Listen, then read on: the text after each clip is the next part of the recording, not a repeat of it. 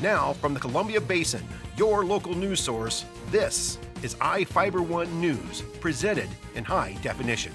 The #1 source for real-time local news, local sports headlines, and our very own Weather Center forecast covering the entire Columbia Basin. With your iFIBER 1 News team, reporting news in real time as it's happening.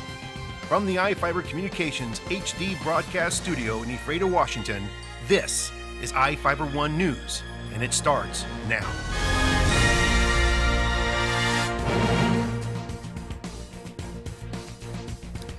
Welcome to iFIBER 1 News. I'm Cody Johnson with news from around the Columbia Basin for Wednesday, January 16th. Tonight we report on the possibility of David Nichols getting another murder trial and how investigators are calling a Soap Lake house fire arson. We report on the settlement between REC Silicon and Grant County over a property tax dispute and review the next problem to plague the Boeing 787. In sports, we'll find out how the Quincy High School basketball teams did last night.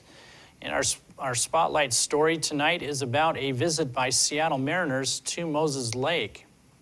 And we have the latest weather forecast for the Columbia Basin from the iFIBER 1 Weather Center. Our top story tonight, David Nichols may get another trial after he was convicted by a jury of murdering Ephrata's Sage Monroe in 2009. Here with the story is Ryan Lancaster. A dozen jurors were called back to testify as witnesses today during a hearing in Grant County Superior Court. These are the same jurors who in September convicted 31-year-old David Nichols of first-degree murder. Following a 2-month trial, Nichols was convicted of killing Ephrata resident Sage Monroe in 2009. His sentencing has been put off several times, most recently in late December when Nichols' defense attorneys argued for a new trial. At that time, Superior Court Judge Evan Spurline said a hearing was needed to determine if any juror misconduct took place or if the outcome of the trial might have been different had jurors heard additional evidence. This morning, 10 jurors took the stand and 2 were asked by phone about the potential misconduct. Most questions pertained to 3 allegations. The first was that a juror said she felt bad for Nichols since he was being tried in Grant County and, quote, they will take care of him. Only 1 juror today distinctly recalled the comment being made. The second allegation was that an Ephrata juror told other jurors she knew the Monroe family and pointed out that most people in the gallery during the trial were family members or friends of Monroe. Several jurors today remembered hearing statements like these, although most said no specifics were given, and others said they already knew Monroe's family members were in attendance, as at least one of them testified early on. The third allegation of misconduct concerned a juror offering an opinion on how methamphetamine addicts act, reportedly based on her medical experience as a nurse. There was purportedly further discussion about what a crime scene would look like had a meth user been involved.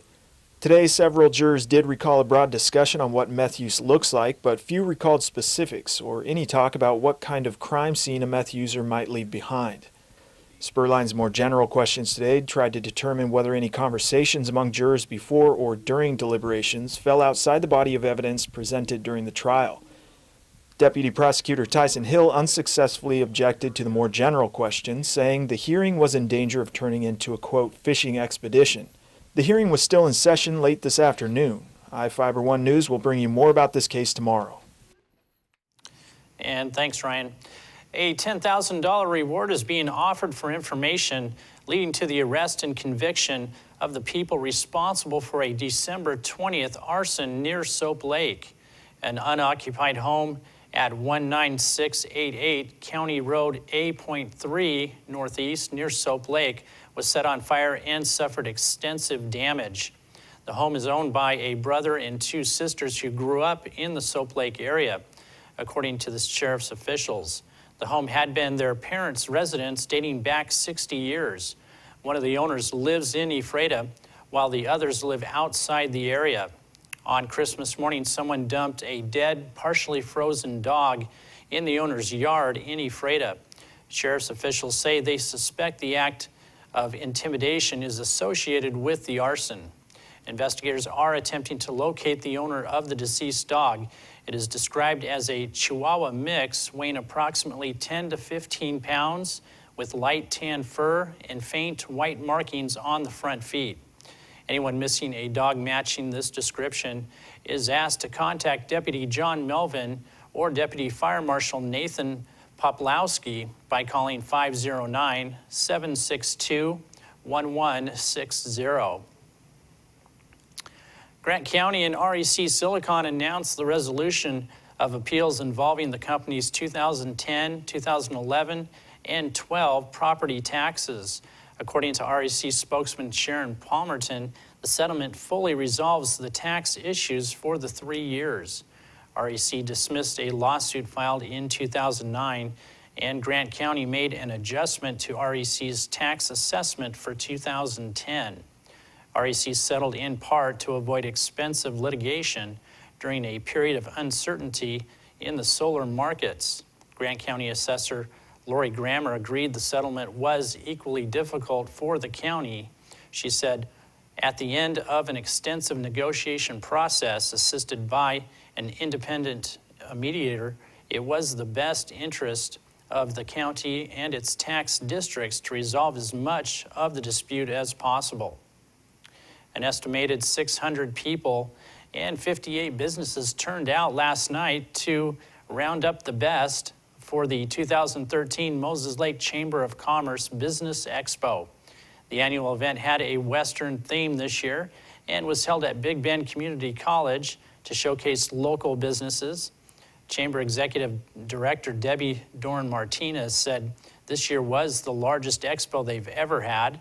Samaritan Healthcare's physical therapy team was recognized for having the best booth, and Michelle and Jeremy Bocher of Michelle Bocher Graphics Design was named Best Dressed of the evening.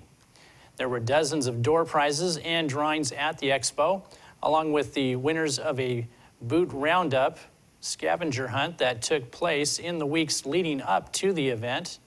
Cheryl Casella and Terry Riley Brown won the boot roundup drawing, and Susan Mann, Martin Lapp, and Jody Bortz were the scavenger hunt winners.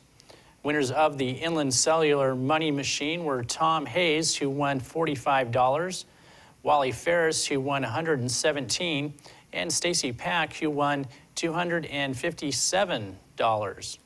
iFIBER One News would like to thank the Chamber volunteers and the viewers who stopped by our booth last night to say hi. A company specializing in data center power systems reportedly received a multi-million-dollar purchase order from an undisclosed data center in Quincy. According to the blog Data Center Knowledge, Active Power recently received an order for its flywheel-based clean source systems, which produces nearly 11 megawatts of uninterrupted power supply. The systems are reportedly scheduled for shipment to a Pacific Northwest data center owned by one of the leading internet search firms. The Austin, Texas-based company did not identify exactly where the systems were headed, but reportedly noted the customer has previously deployed Active Power equipment, and Yahoo is the only company having ever done that. The Moses Lake School District plans to reinstate a committee this spring to explore the possibility of another construction bond proposal. District voters rejected a $115 million measure last February that would have financed a second high school and 2 elementary schools. The final ballot tally had just over 50% of the voters in favor, but a supermajority of 60% was needed to pass. Moses Lake Superintendent Michelle Price says district leaders are asking the community how to deal with the overcrowding situation in the existing facilities. Price reportedly told school board members that district officials didn't want to start discussing a bond before the meetings concluded in March. Input from the series of meetings will be distilled into a list of recommendations to be given to the school board in April for implementation in the 2013-2014 school year. Each of the people you see here have warrants for their arrest and are wanted by various law enforcement agencies. If you see any of these people, the DOC asks that you not attempt to detain or apprehend them, but to call police.